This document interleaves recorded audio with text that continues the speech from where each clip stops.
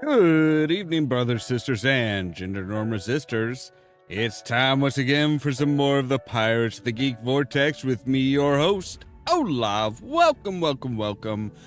Yes, we have a plan for this episode and next episode. And that is we are going to talk about some fun and quirky things that you can do to both torture your dungeon master as well as your players. So with that said, let's go ahead and jump on into the chat and see who all's here. Hello, everybody. Hello. My apologies for background noise. I am in my kitchen. That's quite all right. So my worst ideas I've formulated while cooking. That's okay.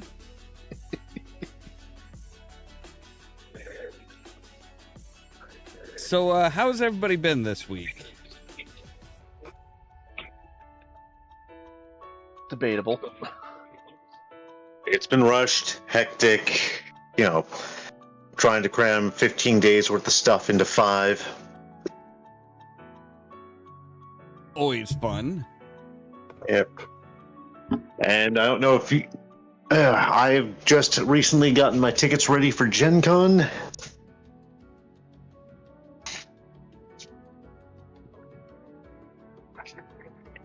I keep forgetting about Gen Con. It is a time. It means I will miss the August 2nd podcast. Okay. We'll just make that really boring.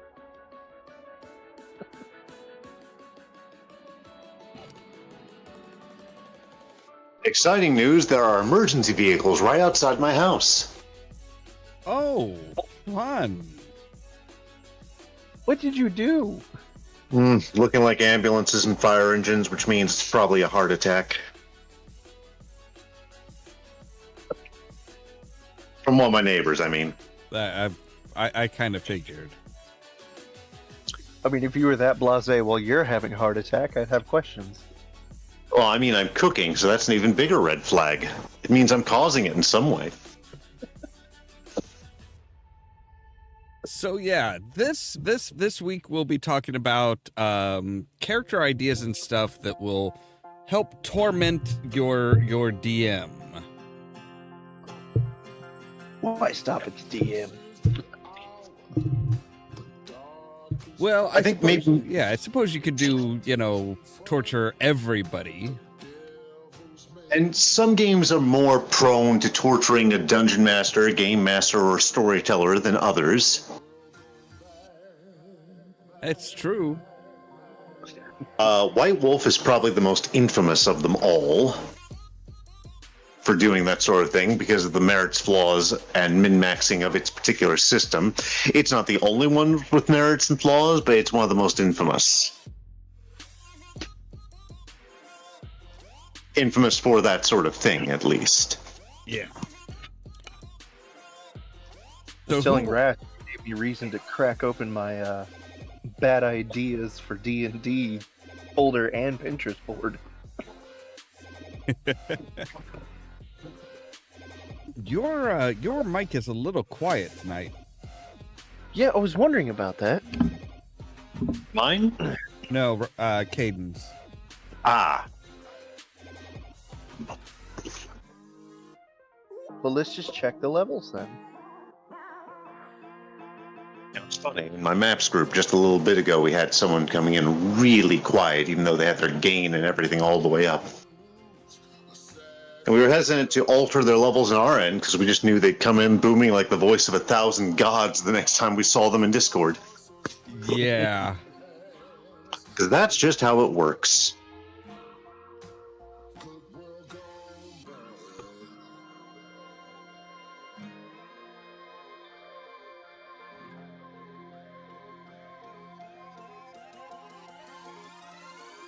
Making a pesto tonight. Nice. Got enough basil so that it's not just a complete spinach pesto. Just $1.89 for a thing of the dry stuff. Add it to the mix. Alter the flavor a little. Prevent the garlic from completely overwhelming it. Okay, is this any better? Yes, actually. Yeah. Yeah. Okay, cool. Just crank the levels up a little bit. I actually didn't think you were that quiet until Ollamh noticed something, and then I realized, wait a minute.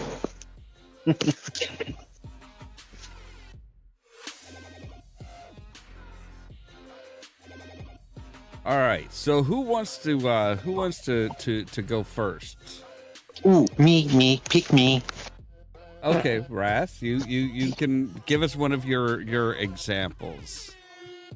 First, I want to go with one of my most infamous NPCs I threw at my group. Well, remember, this is supposed to be at the DM, not at the players. That's next I week. thought we were doing both because No. I've got more of both. No, we're doing Okay. DM punishing the DM today, and then next week we'll do punishing the players. Very good. Then I'd like to present. Yeah, I made this one a pain for bookkeeping. The character name, James Pearson. The system was Hero 6th Edition. The character is technically a Magneto knockoff. Nothing crazy there, except for I've gone with, I took flaws like no secret identity. I took, family, as wards to protect, etc., that kind of thing, since I have no secret identity. Yeah, I could see that being a pain. Anything metallic, it's like, oh yeah, hey, so. Well, not only that, I took flaws that meant I wasn't in complete control of my magnetism yet, so I was shorting out devices. I had to sink some money into a seriously shielded smartphone. I had to be careful what devices I operated, or I would accidentally destroy them. I eventually bought the flaw off, but it was like the GM's having to figure out oh crap, what's he going to short out now? Buy off that flaw quickly. And I did, along with an infamous flaw, because while I was basically the closest thing the group had to a do-gooder, I was a former terrorist. Eco-terrorist, not like mutant rights terrorist. This was the champion setting. Okay, I was gonna say, I'm like, wait, that sounds a little bad. Yeah, so it wasn't quite like Magneto. In fact, my character's terrorism days were prior to him gaining his powers.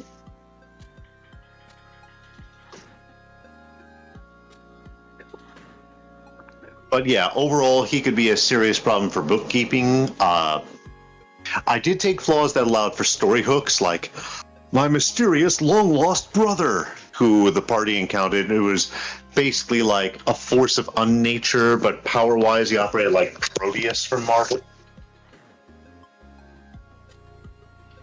If you're familiar with that old character. Not really. Moira McTaggart's son. He's a mutant, and he can basically warp all reality. To give you an idea, there was an episode of the old 90s X-Men on Fox Kids show where Proteus accidentally got a hold of Wolverine, and Wolverine got blended. Like, for a minute, he was no longer solid matter, and he twisted and turned and split several different directions. Oh. And when Proteus leaves the area, Wolverine, coalesces back into one piece and returns to normal, and is in the fetal position.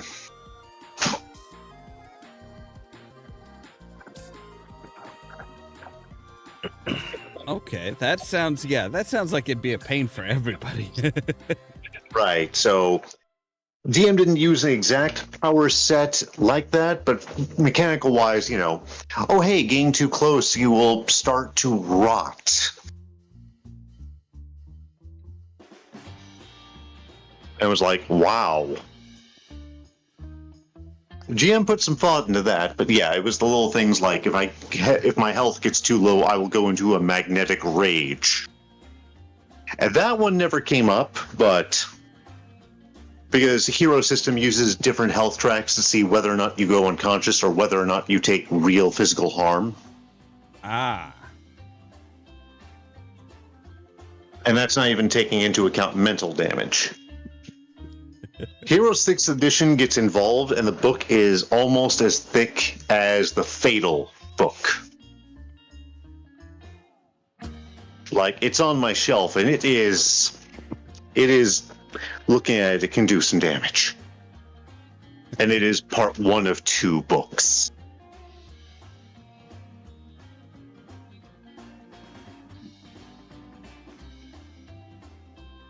Fifth edition is almost as bad, but it is only 1 book. So I think most of mine are just sticking to Dungeons and Dragons, I think. Okay. So my first one is one that I've kind of been thinking about here and there.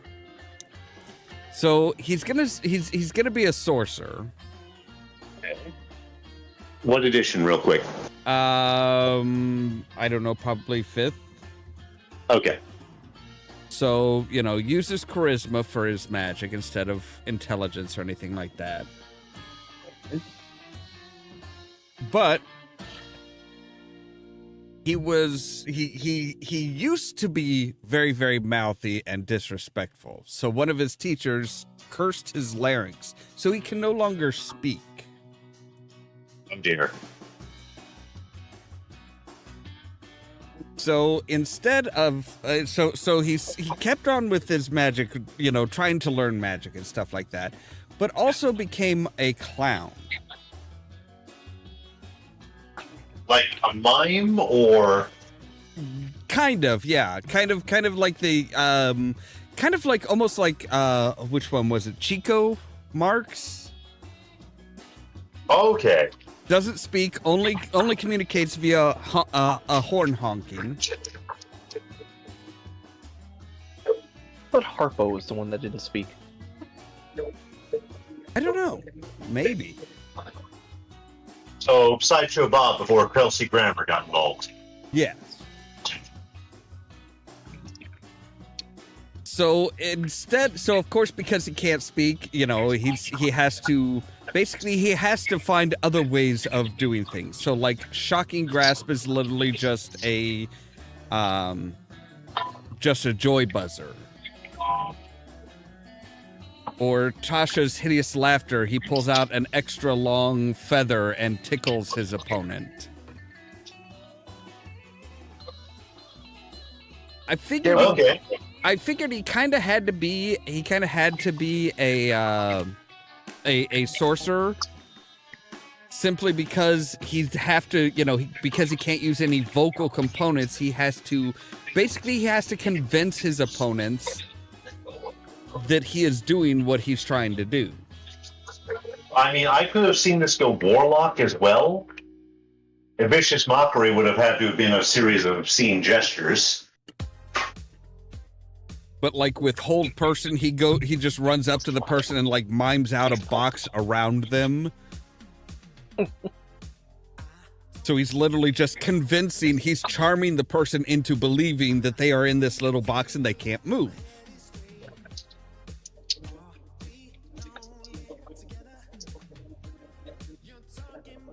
So basically, you want to be a mute Bugs Bunny. Yes.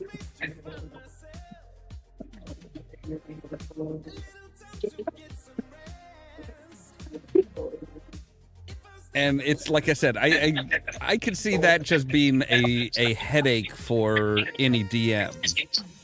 Yes, it could be. Well, depending on the DM. I would be used to something like that for the special effects, but remember I've run Mage the Ascension, which runs off the idea of your mage is a paradigm, their spells work a certain way.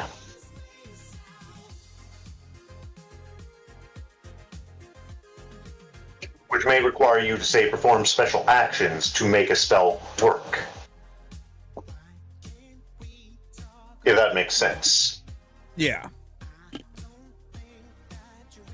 Like a character who believes that they are a priest and, in the Christian sense may need to pray and have a rosary handy in order to have their spells go off.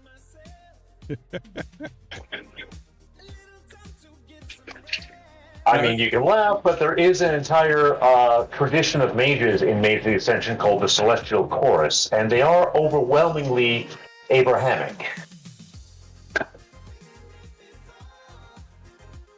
Would be the best way to put it.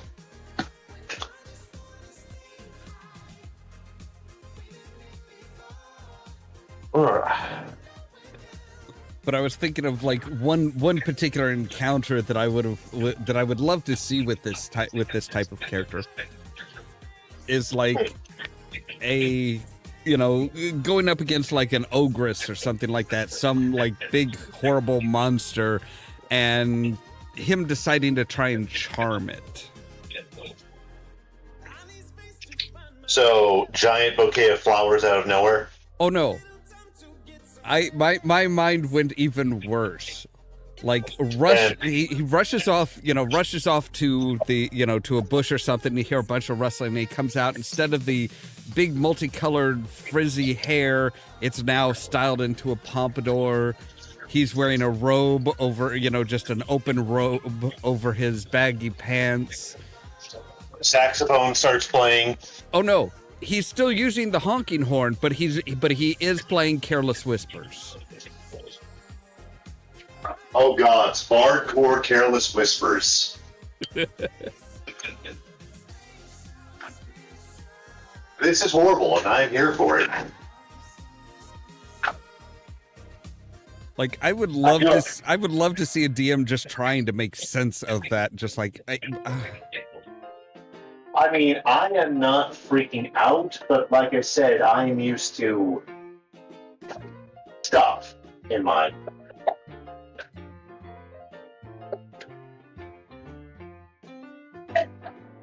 So what you're doing does not sound outlandish to me, but I can see someone who is unfamiliar with some of the concepts of, you know, substitute effects and such, having a bit of a day.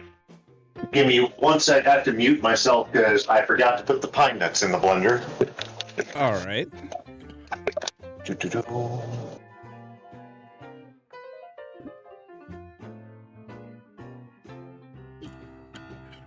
I am realizing that most of my ideas are all directly towards the players. Well, come on. Surely you can come up with something that's geared more towards tormenting a DM. The worst idea that I could come up with right now is the fact that we are, in fact, the worst thing that could happen to a DM. I mean, yes.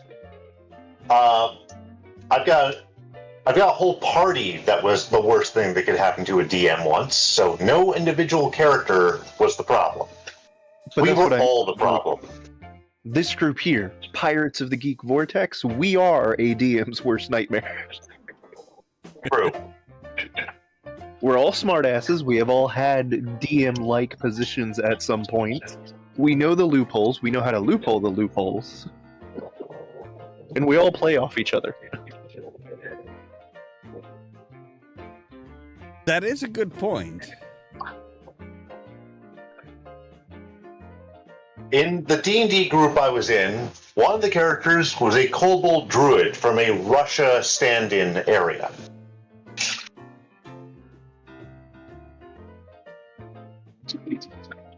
He would say, "I am from great state of Koboldgrad. There, I trained the dire weasels to be mouse. You, halfling, I give you the weasel lacking stick. You ride the dire weasels."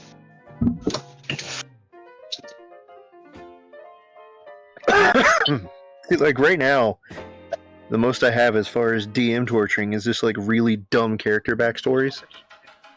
That's fair. Like the atheist cleric and the atheist paladin.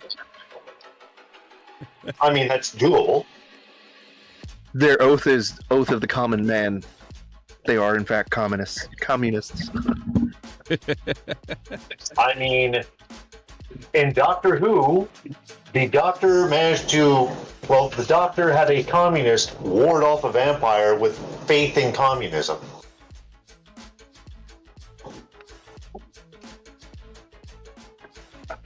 It worked. Pretty bold for an 80s adventure, even if it was late 80s. Oh wait, First here we go. adventure. And then we've got the fucked up ways that people can murder Hobo. Yes. Okay.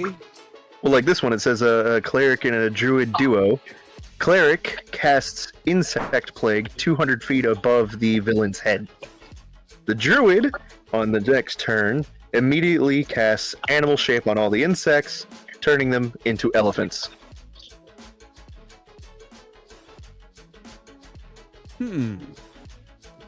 My question here would be, I don't think the animal shape would actually affect all the insects at once. If you argue that all the insects are vulnerable to one spell because they are a swarm, I wrote that the insects are now all one animal with a collective brain made up of several alien bits. Well, I posit this. Whether or not it affects all of them at once, even one elephant falling from 200 feet onto something. Oh, absolutely. So either you have a swarm of elephants falling, or you just have more ammo. True. That is, interestingly, a way to actually get rid of a dangerous swarm at that point. If the DM will say, yes, that works on them.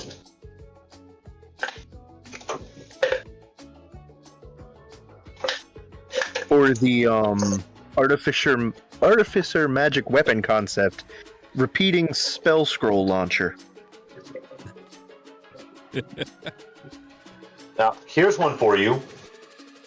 Barbarian druid with a catapult. That could be fun. The reasons for all this: druid, wild shape, turn into a bear in midair. From the catapult, obviously, but the reason you want the barbarian is you want to be in berserk rage as you approach, so you take half damage from bludgeoning. So you can live to do this another day, because you will take damage on landing. Oh, yeah. It's just that what you land on will take more damage. I just had to send that one.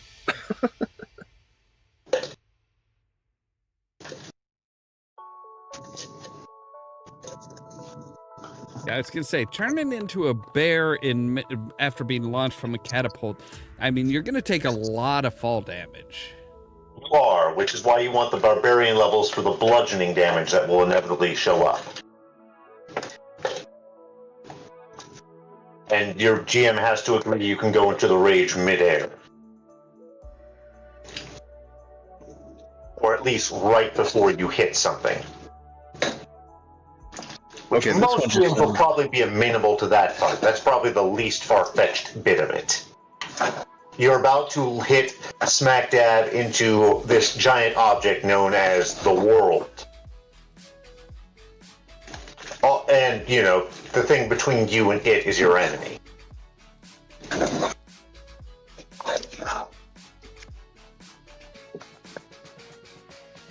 This one absolutely sounds like an Ollamh move. Okay. The wizard turns to the DM. Hey, is this the only entrance to the dungeon? Yeah, why? So I'm going to make a bonfire in the entrance of the dungeon. I'm going to set it on fire, which will burn for a few hours, but during those hours, the oxygen in the dungeon will be sucked up and suffocate all the monsters inside. All the living monsters, or at least the ones that need to breathe. I was about to say, that's when I'd be a dick and be like, alright, hold on, give me a second.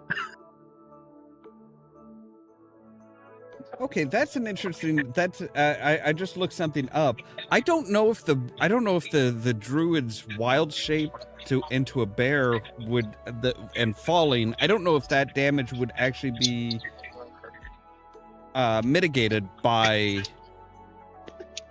your rage. In 3rd ed, we had something else doing damage reduction. The barbarian I put there because 5th ed. But Yeah, barbarian... But it's fall damage. It's not bludgeoning damage. It is, but isn't fall damage bludgeoning damage by nature? I don't know if that would. I don't know if that would. I don't know. It if would that be a call by the GM, yes.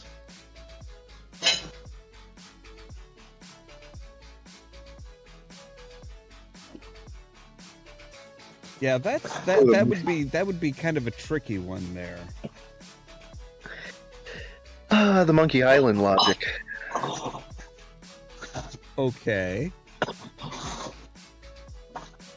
These are just all random shit posts, but I had to laugh. The DM says, you walk into a clearing, a camp was made here. There's a stew pot on the dying fire, though the place looks to have been abandoned in the last few hours. The ranger, roll perception to see if it belongs to our quarry. Rolls an 8. Nope, that's inconclusive. The cleric turns to me and says, I want to cast Speak with the Dead. But there aren't any bodies. Yeah, but we're chasing cannibals, right? That's a stew pot.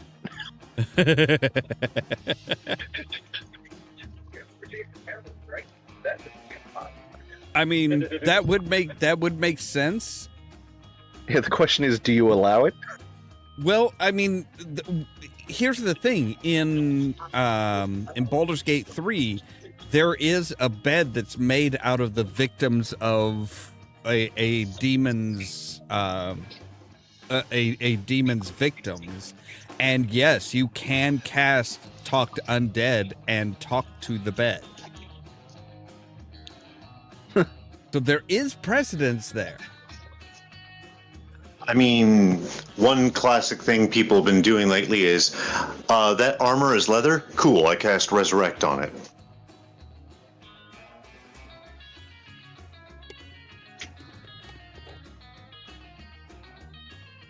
See, but here's the problem with that is it's still just skin.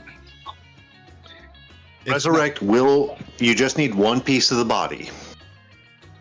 Well, yes, but is it reassembling the body completely? It won't pull the body from wherever the rest of it is. It will simply create a new body from the piece you have. Okay, so you're like, yeah, you might wind up having a talking armor. Or, well, usually its leather armor is, congratulations, your enemy is now enveloped in a cow.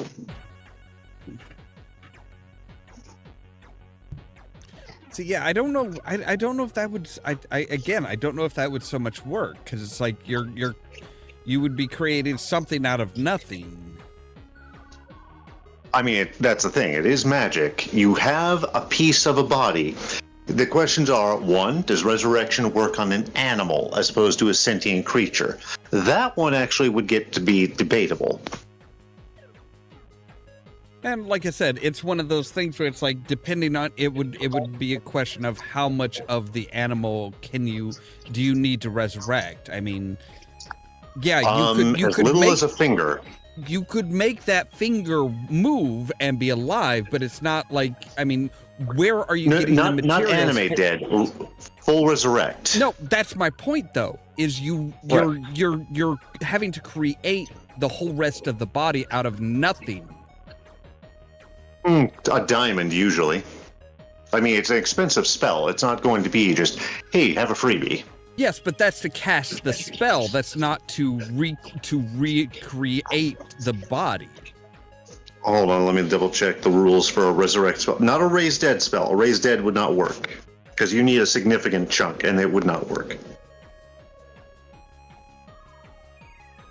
Yeah, because doesn't resurrect create the rest of the body? It does. Raise dead does not. Hold on. So let's see what it would normally do to a character you cast it on.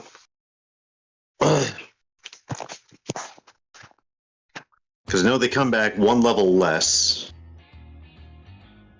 Okay, it cannot have been dead more than a century, and it cannot have died of old age, and it is not currently undead.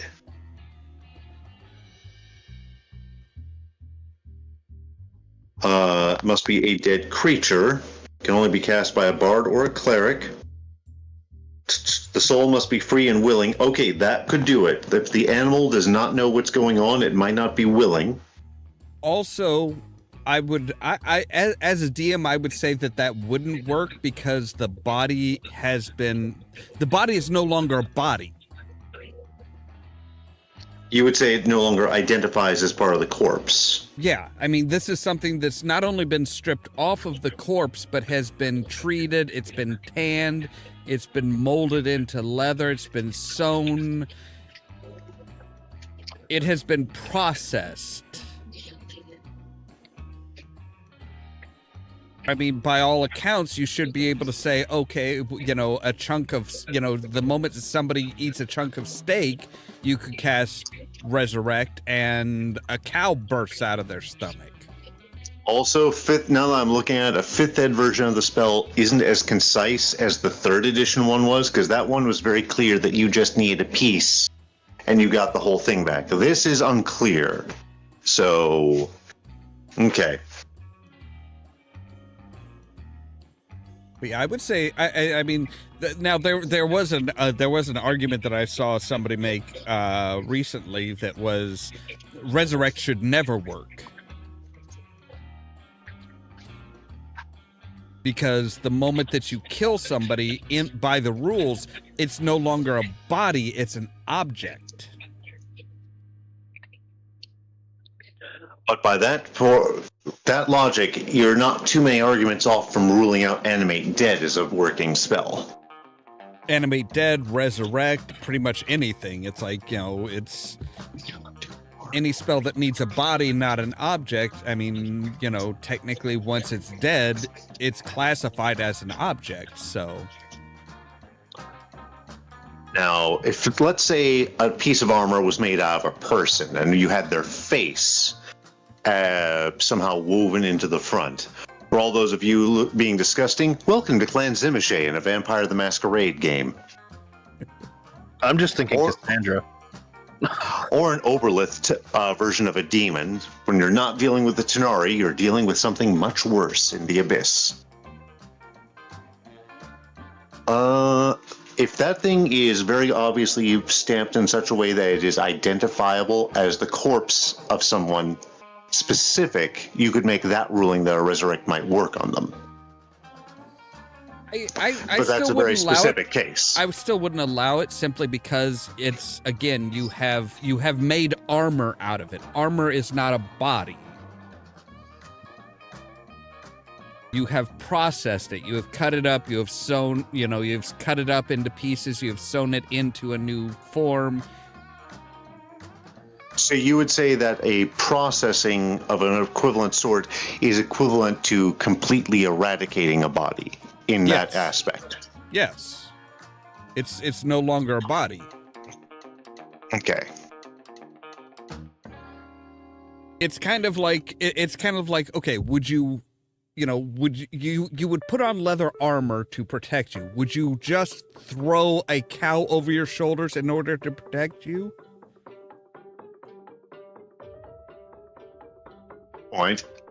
Now, one of the weird things I've seen, if you ever watched the comic or read the comic Looking for Group, early on, a necromancer warlock, who himself is undead, casts a variant of Animate Dead on a bunch of city guards, causing their own skeletons to tear their way out from inside them.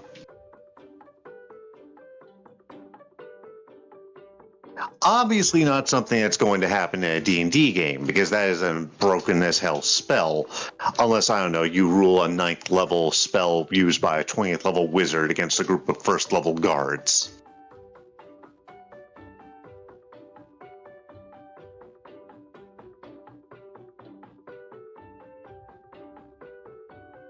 Yeah, a lot of those types of spells are a little quirky. Yeah, they can be. I mean, I once used something like that as a backstory for an undead character in a D&D 3.5 game. Use the same character in Mutants and Mastermind 2nd Edition, which is D&D 3.5, but with a point-buy system instead of leveling.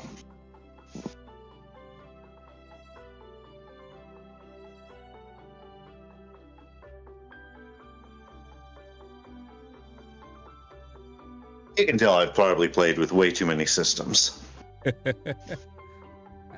Maybe.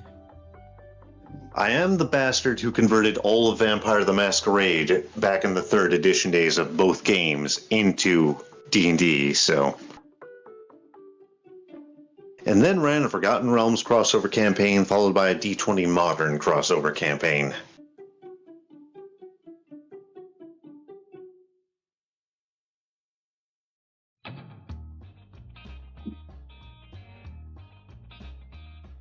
I then eventually ran it again as a pure vampire game using D&D rules where my players participated in the sieges of Atlanta and Washington, D.C.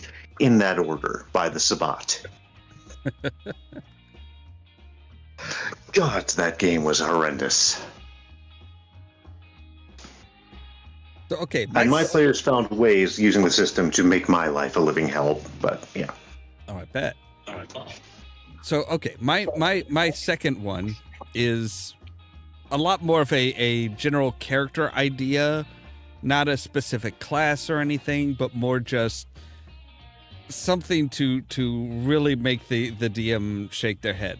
And that is, I would probably make him a dwarf, just because dwarves are long-lived and stuff like that.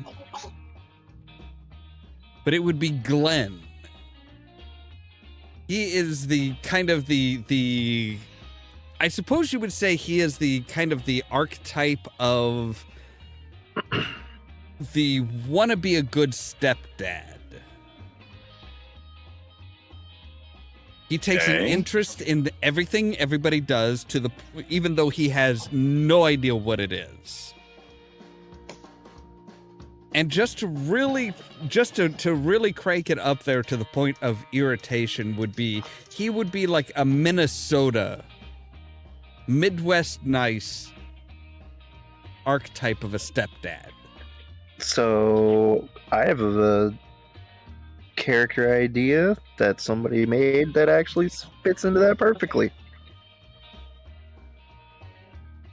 Because they wanted to outlaw the horny bard and make it the dad bard. See, kind of, but not. That's not quite the direction I'm going with it. I don't think he would be a bard. Those two feather into each other pretty well. But like, this is somebody who would he would know just about everybody, because he's like, with dwarves, dwarves generally reach maturity at about 50 or something like that. And it's like, okay, so, he's going for the older women. They're probably not going to survive that long. So he's had a lot of spouses.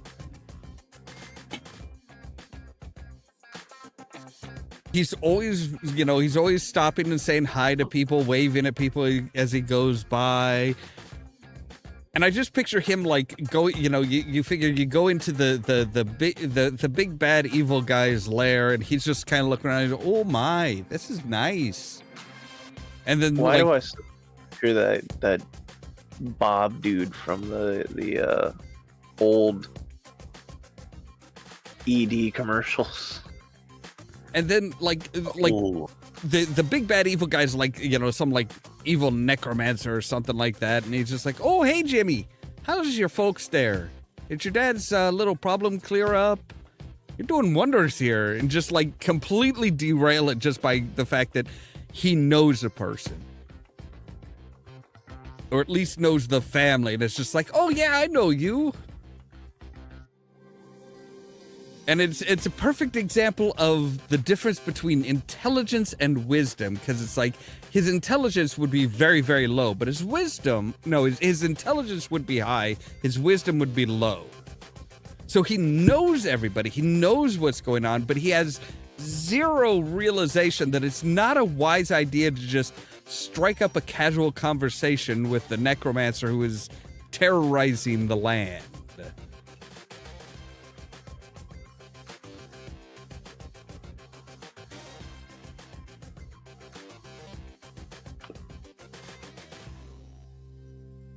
And it's just like, oh, hey, if you wanted, if you need any blood for your decorations and stuff, I've got a pig farm going.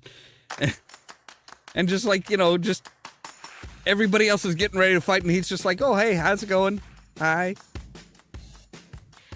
He'd be the one that corrects the rune when it's drawn wrong. I could see that, yeah. It'd be like, oh, see, yeah, you almost got it here. There, but no, this rune's all wrong, eh?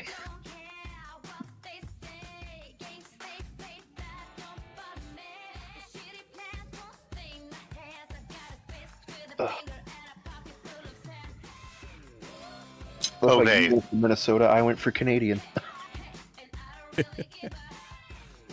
Some version, some quest this guy's on where they meet a big bad. If he rolls well enough on a charisma check, he ought to be able to take the big bad along as a henchman. The big bad is no longer very combat savvy for whatever reason, but my gods. I figured, like he'd be walking around and he'd almost be like looking like the, almost kind of like dressed like the old, like the 80s high school gym teacher.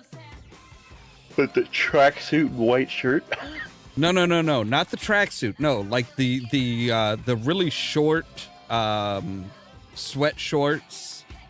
Oh God, booty shorts? Remember, I'm talking 80s high school gym teacher. Which part of the 80s? Look at just about any... Okay, for example, look at Rocky. Look at Rocky and Rocky 2, where they're, they've got the super short... Yeah, that was the workout clothes in the 80s. The 80s had some slutty clothing. Oh, yeah. Truly. Magnificently. The men wore crop tops. Crop tops. Your shorts should basically be, the bottom of your shorts should be about as low as your testicles hang. No lower. Your shorts cover cheek, and that's it. Kind of, yeah.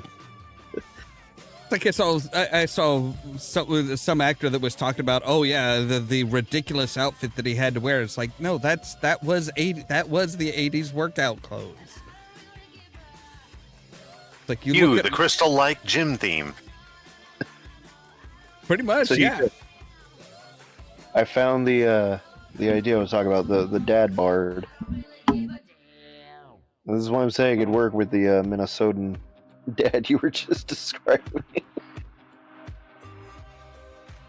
It's like, think of his spells. Bardic Inspiration is now, I believe in you, champ. Vicious Mockery, dad jokes.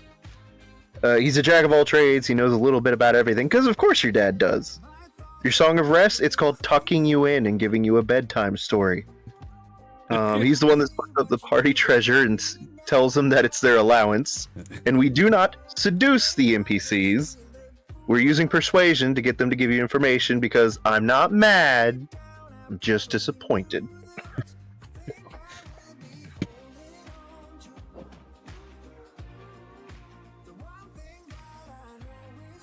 Of course, now thinking back to the clown idea. Now I just want to see like a party of clowns, just like different types. Yeah, like a troop of clowns. Like you have a barbarian that's basically, he's just a juggalo. The first to die.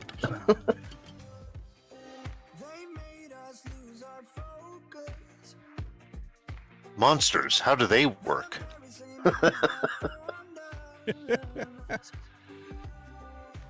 All right, give me just it one. Would absolutely have to be just the magic. How does that work? Then you get the old style, like Marcel Marceau clown, just like, well, actually. All right, give me just a moment. I need to go to the bathroom real quick. Okay, Ras, here I have a list of bad character ideas, so we can use these, and we'll use them to torture him when he gets back. All right. First up, a Kinku bard who uses pantomime to cast spells. I mean, I think we've just covered a very similar concept. Mm-hmm. Well, I imagine it's the Kinku part that makes it even worse. A druid of the coast who speaks only in the ancient, forgotten language of Surfer. That is indeed horrifying. A paladin who is actually just a very confused warlock. The rogue who only stays with the party if they're paid after every fight. Well, that's just looting. The orc wizard who casts spells without reading any details. Merfolk ranger who insists on calling every animal just a really strange fish.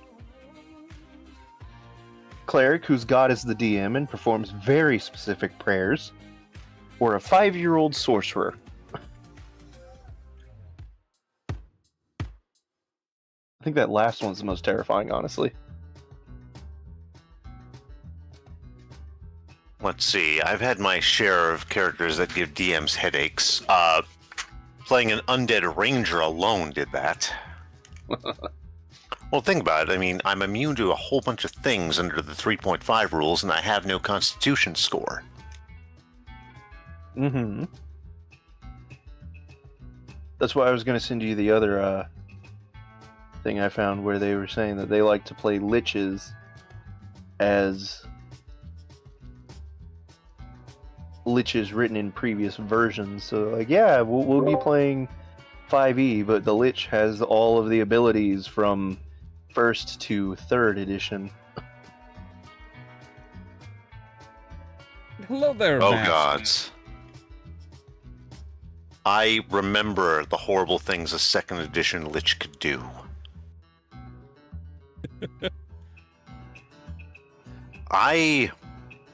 Gods. I started in the days of 2nd, although technically my first experiences were first, or AD&D 1st edition, because of the gold box games and similar.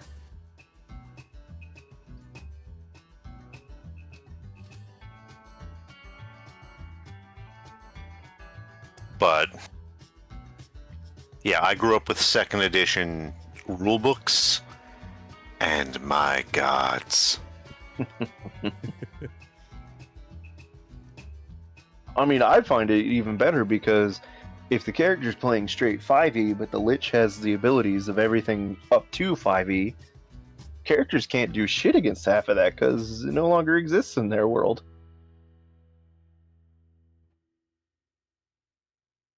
I mean, there's some things they can do, like... The problem is that the lich would arguably have the weaknesses as well, so there are ways to force a system shock roll on it back from its 1st and 2nd edition years.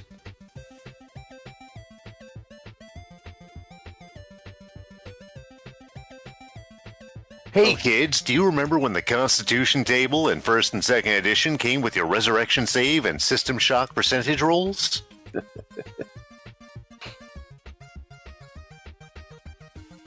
Over the Edge and Pirates of the Geek Vortex both remember, and I will force you to listen to relevant music on this tomorrow night, one way or another. Okay, here, I will give us a party makeup. I want to know who plays each one. The Undead Warrior from the 80s, who's got an appetite for boogie. A halfling Al Pacino lookalike. Bard who only plays the triangle, plus a little bit of recorder. An inconspicuous goblin pretending to be a really short human, whose name is Hugh Man. And a rabies-infected mage with their only known spell being Conjure Water.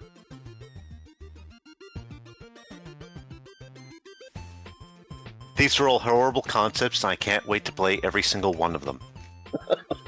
Yeah. I would absolutely love to be a rabies-infested mage who can only conjure water. Here's an adventuring party for you. It's only 3 people. It's a giant, and the other 2 players are wizards that he dual wields to aim spells at enemies. You know what? The more I look at that second thing, the Undead Warrior from the 80s with an appetite for boogie, the horror buff in me is going, well, do we go with Slumber Party Massacre 2 Do we go with Rock and Roll Nightmare? Do we go... That was a horror archetype for a while. And I should note that the giant I mentioned is from World of Warcraft Legion specifically. Only it just has one wizard. It hadn't learned how to dual wield wizards yet.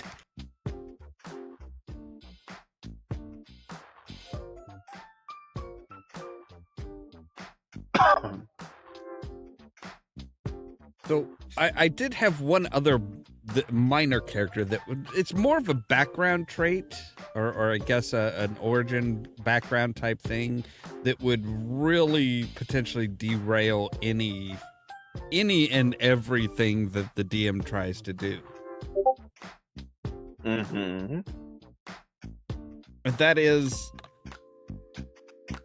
kind of combining the soldier background with the criminal background to make it he is a war criminal. I mean, that's just a D player. He has slaughtered people under the ruse of surrendering. He has used horrendous things, horrendous weapons that absolutely would be it should be outlawed. Like, you know, like figuring out how does a black dragon spew acid? What is it that like coats the ducts and everything and has somebody basically make an acid thrower? Don't forget the traditional taking plague-ridden bodies and catapulting them over city walls. Just all sorts of horrible things that he has done, to the point where he is wanted by just about every major city in the land. Like, everybody knows his name. They may not recognize him anymore because he's retired and he lives in a small little community, and everybody just knows him as, like, you know, Bob. If you need something done, you can ask Bob. Bob will probably help out, won't ask many questions, and he'll just do the job because that's what he's used to doing as a soldier. But then he gets roped into this adventure. So, like, any major city that you go into, any major outfit or army that you have to deal with, there's got to be a role to see if anybody recognizes him. Like Slobodan Milosevic when he wound up pretending to be a country doctor after going into hiding after committing genocide. Yeah.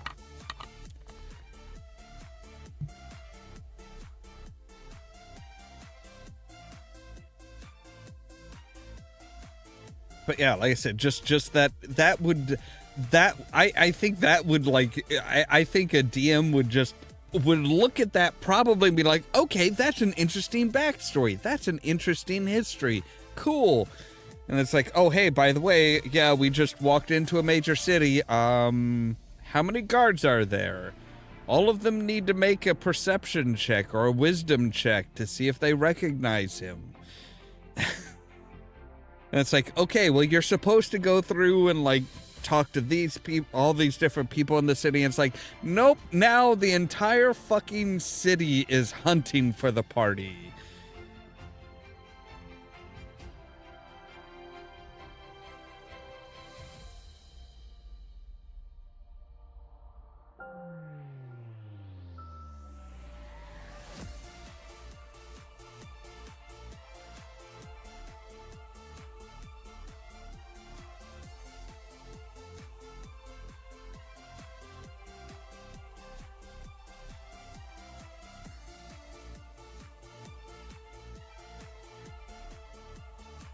The more I go through all these memes I save, the more I realize that the ultimate bane is really just your player's creativity. I mean, if you've ever read Clinton Boomer's Murder Hobo Party memes, they have such great characters as the Paladin who goes around punching Nazis. Which is a wonderful character, don't get me wrong. But he's the only Paladin who's constantly in jail and getting bailed out by the rogue. You know what? If I could remember what webcomic it was, I still like the one where it's It's the adventures of a mind flayer who adopts a human. Oh, I know what you're talking about. Yes. Yeah. They had a great subplot where he actually stripped away a paladin's justifications for his actions. Like, so he could no longer murder a child and be like, the name of justice and my god called for it. Like, he sees it for what it is and realizes, hey, this isn't justice. And now he's having an existential crisis because he's like, the thing is, I'm stronger than ever. It's just, I can't do anything in the name of the church.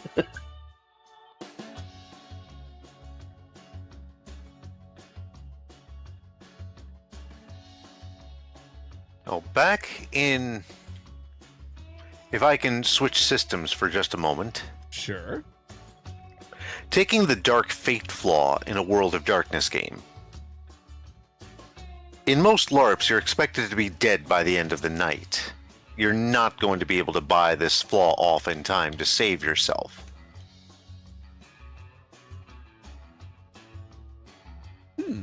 Now, this means the player character will usually just do whatever the hell they want in the course of a night. It's a 5-point flaw. Basically means your character's gonna die. But this also means the storytellers have to keep an eye on that character and remember that, hey, he needs to die tonight, barring special circumstances.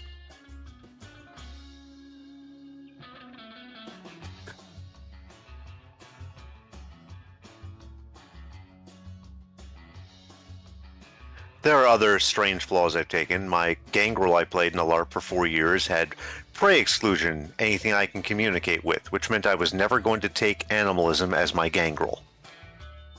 For those of you out there who play Vampire the Masquerade, yes, I'm the bastard who played Aircap Fionn in One World by Night.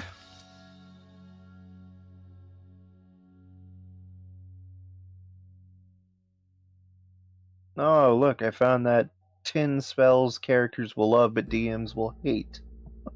Wish. The first one they list is enlarge and reduce.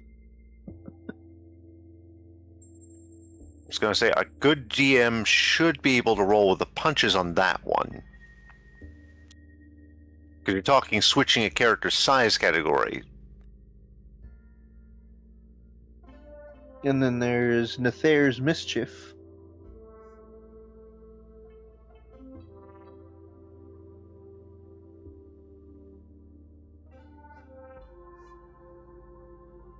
I would use this one, honestly, because it's completely random.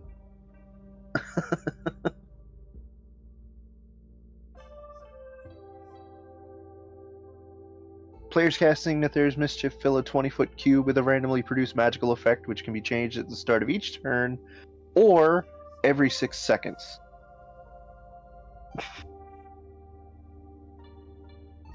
Interesting.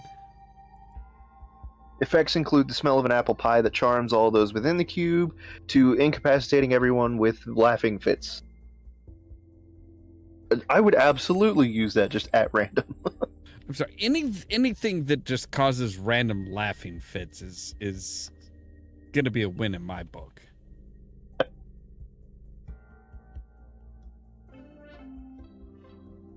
Oh, and then there's conjure woodland beings.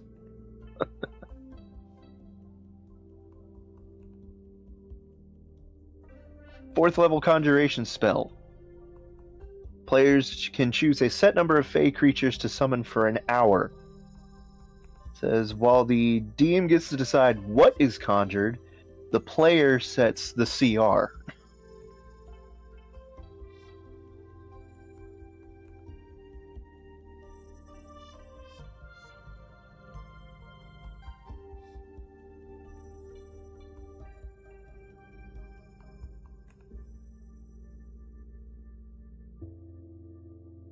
Hey, what did we make your character again?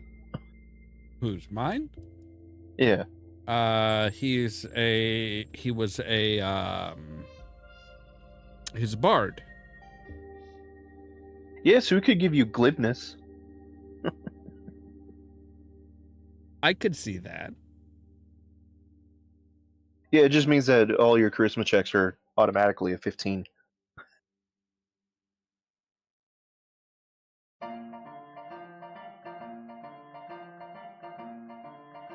So I did have an idea.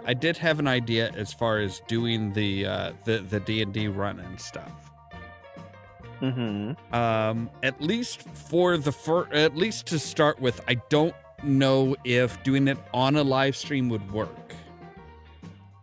Mostly because that would require us to be able to get everybody together and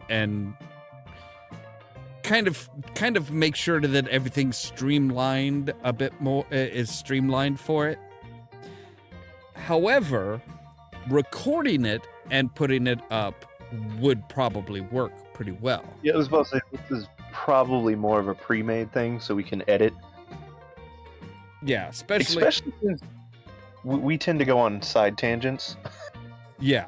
Well, side tangents, and also the ability to add in sound effects for what's happening and stuff like that, too. Oh, yeah, and, if we decide to get really fancy with it, we could probably get some art done, or you can make some backgrounds in Blender. Oh, I'm sure I could manage something like that. Yeah, we could have some fun with it. You could do some writing. We could just use that campaign that I was running that we had to scrap.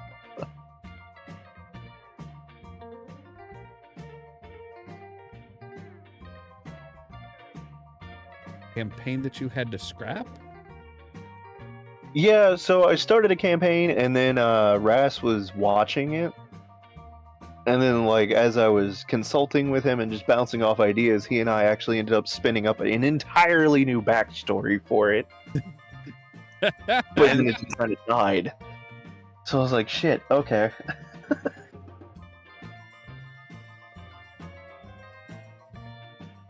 Long story short, if you ever need random ideas and a sudden backstory, just probably put me and Ras in a room for a couple hours. You will get a backstory that will make you want to throttle us. What did I do to that kobold? What did I do? Which one? The one that's still alive or the dead one? Which one married the prince? Oh wait, no, yeah, that's right. Yeah, because the prince is actually an elf. Let's see. So, we gotta go through the evolution so he can see just how insane we got it. So what I started out was a very basic, how do I want to put it? Shitpost of a campaign. The original villain was a kobold named Muffy, who was stereotypically a wasp. So she was, the whole looking down on people, I'm too rich for this shit, you're beneath me, things like that. And then I made it to where she actually had a traumatic past, wanted to go back and change it, wanted to destroy the city. And it still felt like, hey, this doesn't quite work, like something is missing.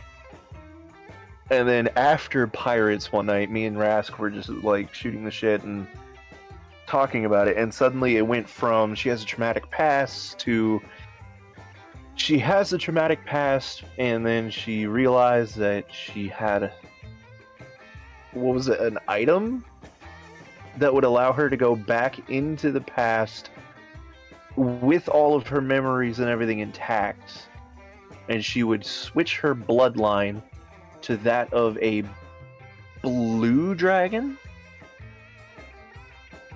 or a red, but she gets a better bloodline. And then she had her husband, who she assassinated, realize she actually missed him and started trying to put him into other bodies to resurrect him, but each one just kind of degraded him more and more. So she's trying to create a lich, not really working. And then right before she goes back to the past, she finds the perfect host in the same dragon whose bloodline she is about to make herself a direct descendant of. So she manages to put his consciousness into the dragon in the bad route. If the party plays their cards right, they can actually manage to put him inside a Mercury dragon, which would unlock an entirely new branch of the campaign. That just sounds horrible.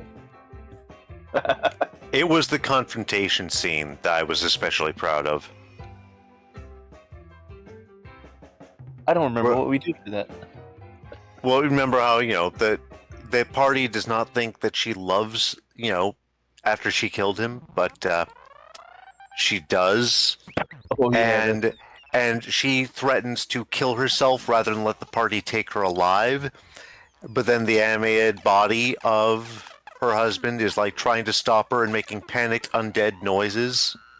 Mm-hmm. Just turning up the melodrama up to 11 and forcing the players to watch. I actually... And her screaming, "I can fix him! I can bring him back to life again!" if they get the weapon away from her. In hindsight, I don't know how well this melodrama would work on these players. But my gods, I was going to mindfuck someone. So on those players, me and Ollamh can tell you with absolute certainty, the one player would have made an absolute mockery of it because that's just what they do. Okay. One of my players is actually Celia. Ah. But the thing was, that was the elf rogue that was actually doing 99% of the work in the campaign.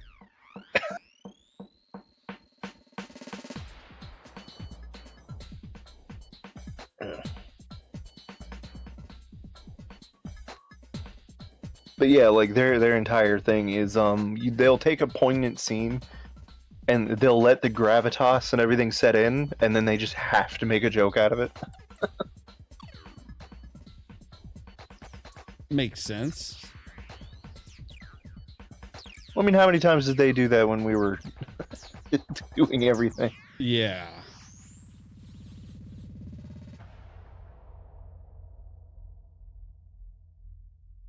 Oh, okay, here we go. I found the plot line for it. The one we wrote. Let's see. Kobold, born into slavery. Family having been abducted centuries past by thugs working for the original founders of the city. Only life she's ever known is one of constant abuse, humiliation, blah blah blah blah blah. Most of it being passed around backstreet pimps left in the gutters. The sorcerer purchased her and used her as a slave. She soon became jaded, created a haughty and cold personality in order to throw off the snobbish company of other high elves. And then, let's see, meets the prince before he gets elected. Skip ahead.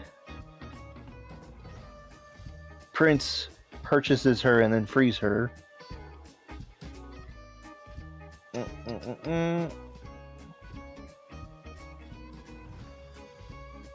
She shares with him the secret that whereas most kobolds were kept as unintelligent as possible, she was given a ring of intelligence.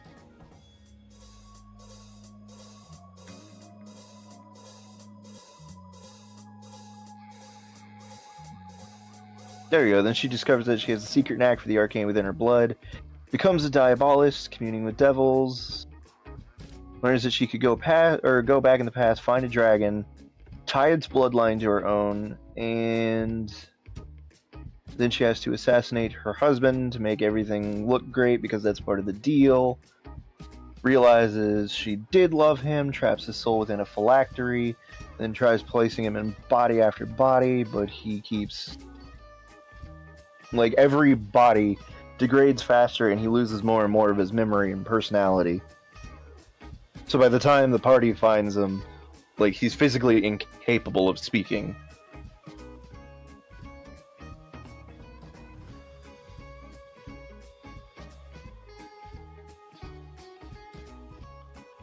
So yeah, we write some dramatic shit. Yeah.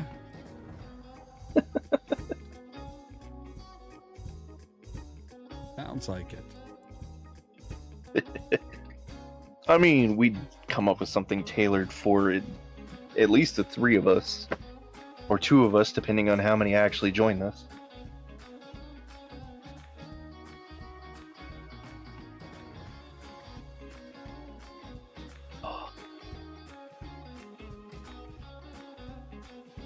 Question is, do we do one DM or do we rotate DMs? I don't know. I mean, I guess it depends on who has, who has an idea and a story that they want to do. I mean, that's what I'm saying. We can come up with one.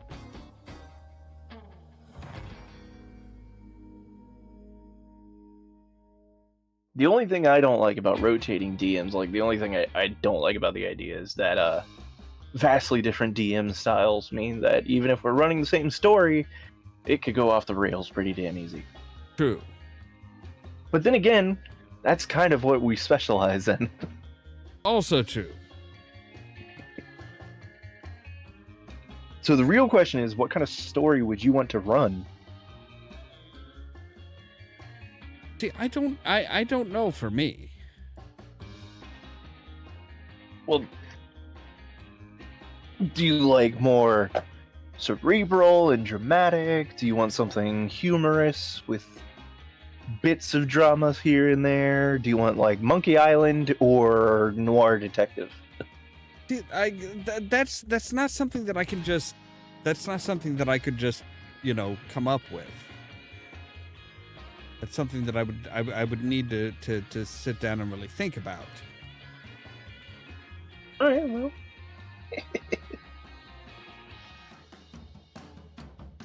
I mean, this is definitely something we need to sit down and discuss anyways if we're going to do it pre-recorded.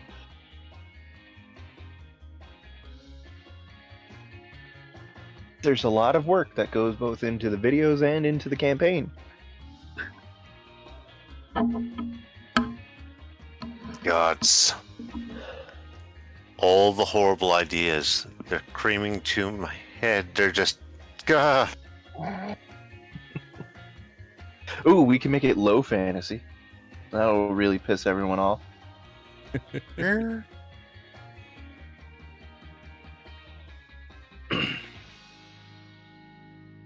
No magic, no gods, no wish spells.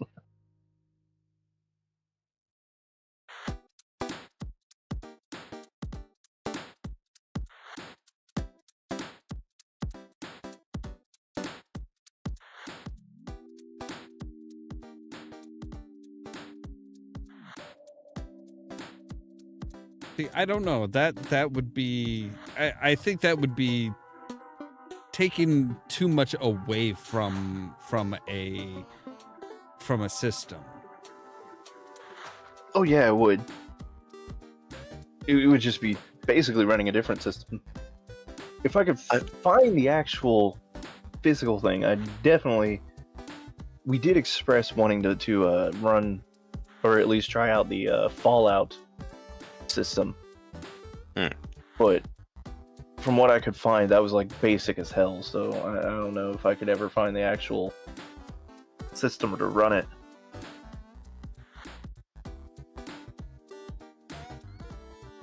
I did find the card version of the tabletop game, but that'd be even harder to run.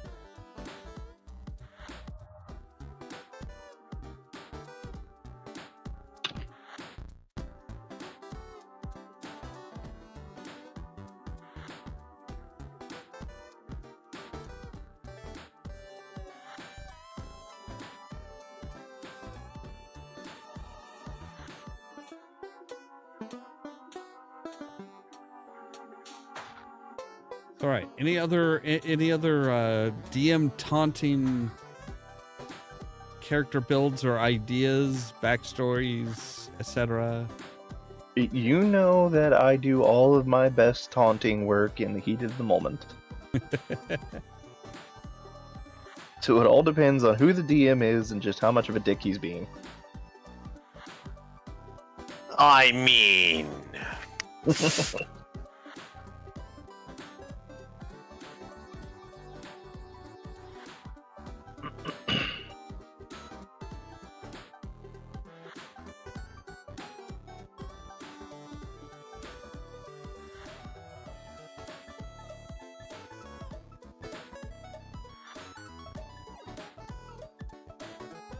I have been known to just, I don't know, I will go one night, it's mostly cerebral. I'll go another, and it's basically a series of Nodwick strips.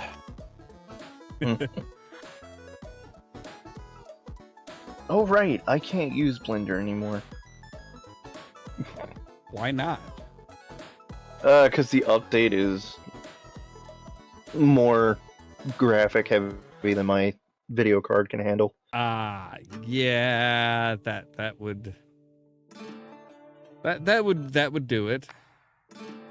Well, I was gonna try and make the pirates flag again, but nope, can't use Blender.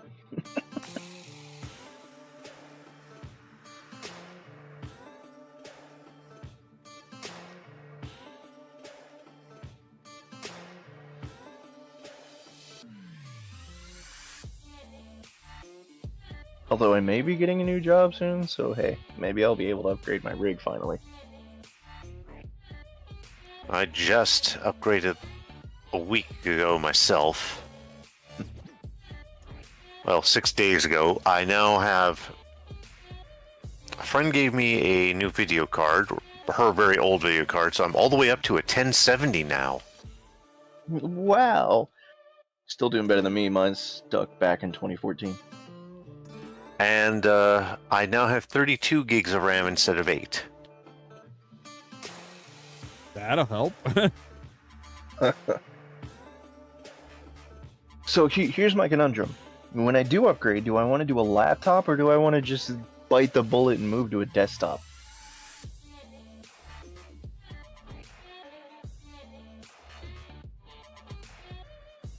See, I've always been the type to say, you know, look, laptops have come a long way, but as far as depending on how much heavy work you're wanting to do, a desktop is still the way to go. Yeah, and that's what I'm thinking, is if I want to run the games and everything, and I want to do the streaming, and I want to do all that, probably a desktop is going to be my option, just because it's a workhorse. But there are some good laptops. I guess it'll just depend on, eventually, what I can afford and what I want to do.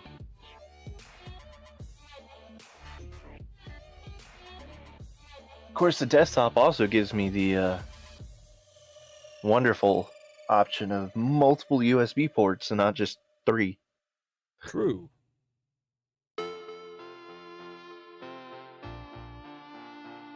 Because I do have a USB extender, but as we've shown on certain nights where I've used it for my mic, it has a tendency to cut out. Yeah.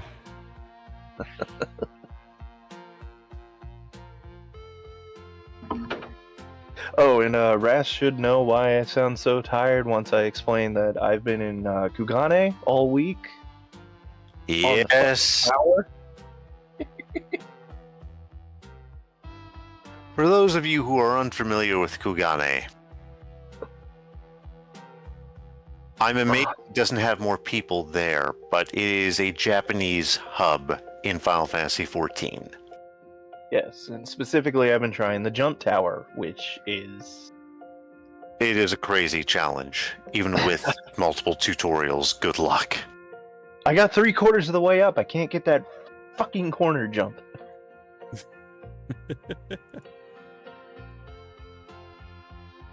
Okay, so to put it in terms that you'll understand, the physics are shit, the jump distances are insane, and to top it all off, they have transparent geometry, which sticks out anywhere from 0.5 pixel to 10.5 pixels from your target. Wow. Yeah. So, like, sometimes you'll jump to that step and it'll be fine. And you'll notice that, like, you're maybe a little in midair.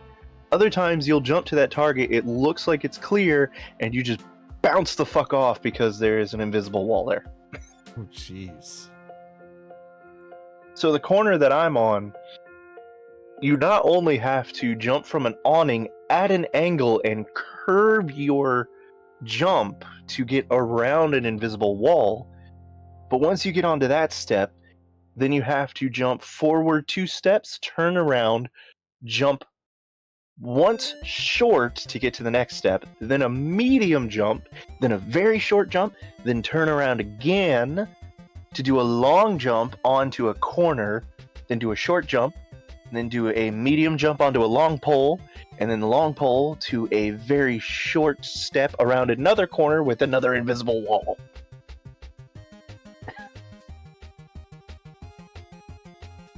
And if you miss any of these jumps, you fall halfway down the tower. Good grief. Sounds like that god-awful, what was it, Getting Over It? Yeah, kinda. Now, I did make the mistake. I was going to stay up there all week until I got up to the rest of the tower, but then I realized that I need to check my retainers and do a bunch of other shit. So I did eventually transport back to Ulda.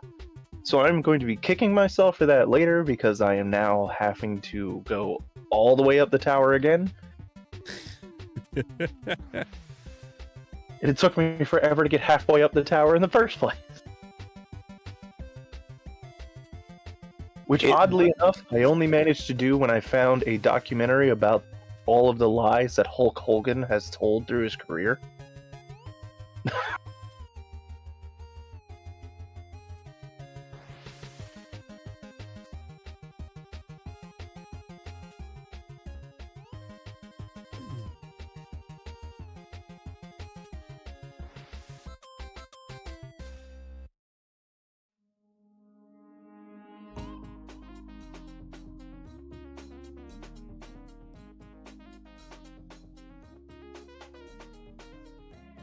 Oh, I know a plot that we could run.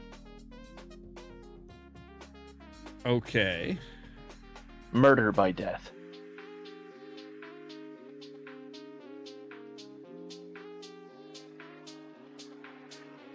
Go on.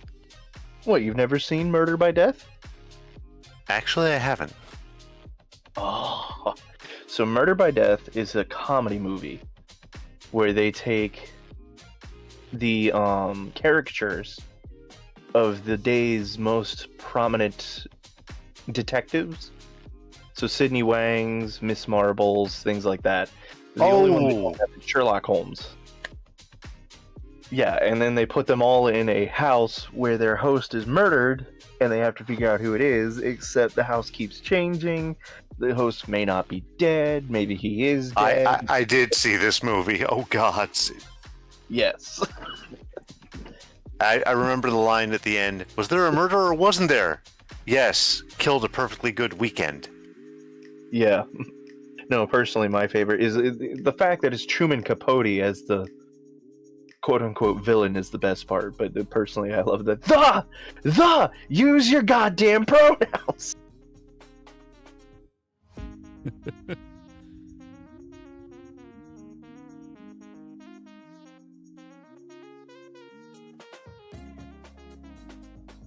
And I only thought of that because someone just asked me what my favorite movies were, and I don't actually know. But Murder by Death popped into my head.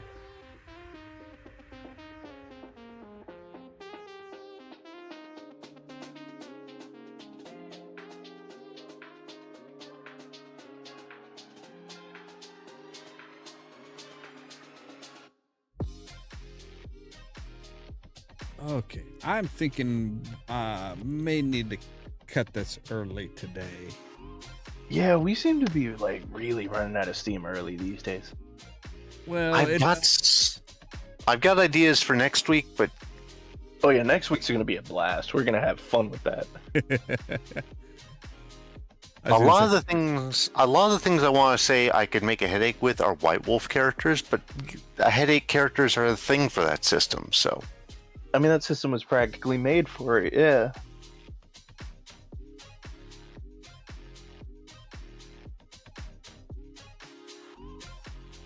What would Ollamh do if we did do the D&D, but we did it on the Fatal system?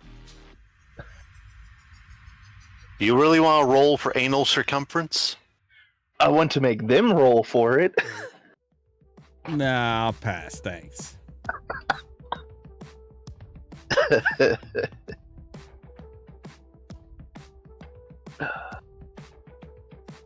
And see, the thing is, like, that's just the one that we jump to. That's not even the most ridiculous roll you have to make.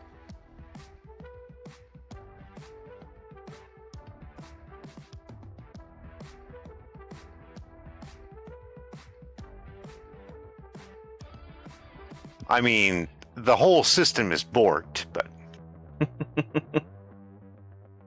I still love, what my players did when they were playing Sabbat and they were in DC and they were trying to find one particular vampire contact and they just kept knocking on doors and going, Sabbat!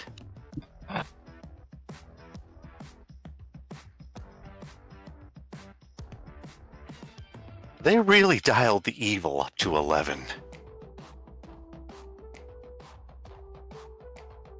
Have a party go through your campaign looking for the evil cabals, the bot, whatever the hell you want to make it.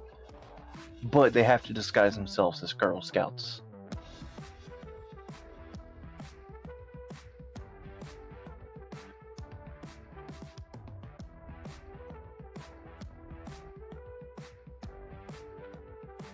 I eep a lot.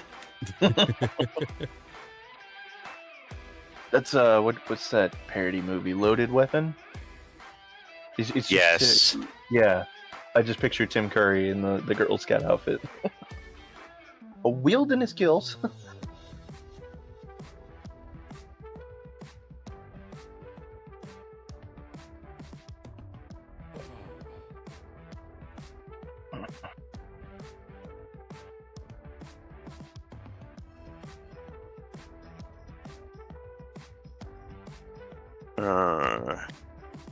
Other horrible characters I've made. My mage, who was a half spirit. He was a summoner. It got complicated.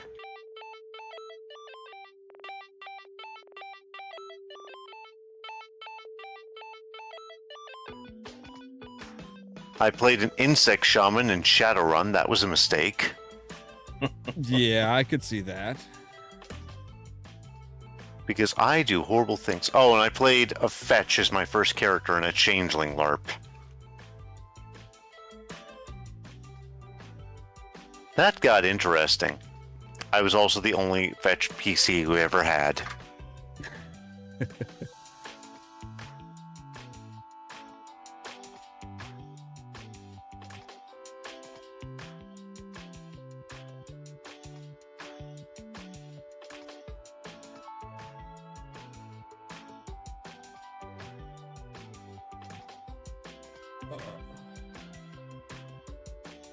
I should not have gone to the bar tonight. All right. Yeah, I think I'm gonna call it for now because I am just. Yeah. I mean, for me, it's we're starting to get really. Things are starting to get really warm. We're supposed to be in the 90s, if not hundreds, this week, this coming week, and it's just Supposed to be in the 90s? No wonder we've become such edgelords. Yeah. Also explains the slacking. Mm-hmm. It's just like, nope, I can't do it. We're not slacking hard enough. We're not the fucking CEOs yet. Yeah. All right. So you guys want to say your good nights? Good night, everybody. I'm gonna go pass out. Tomorrow night, Over the Edge at 10 p.m. Central on Community Radio for East Central Illinois, 90.1 FM, WEFT Champaign. Streaming online at new.weft.org/listen. And you can always find that in the description down below. Thank you. All right. As always, guys, thanks for being here, and I'll go ahead and do my outro. Thank you for having us. All right. As always, thank you guys very much for watching. If you liked the video, don't forget to hit the like button. If you're new here, don't forget to consider prodding that subscribe button. If you want to be kept up to date of when we go live and stuff like that, make sure to ring the bell, but also check out the social media links down below, the Facebook page, the Twitter account, the Tumblr account, and the permanent invite for our Discord server. where I notify you of when we go live and stuff like that. All that so that you can stay tuned for more from Ollamh Productions. Cheerio!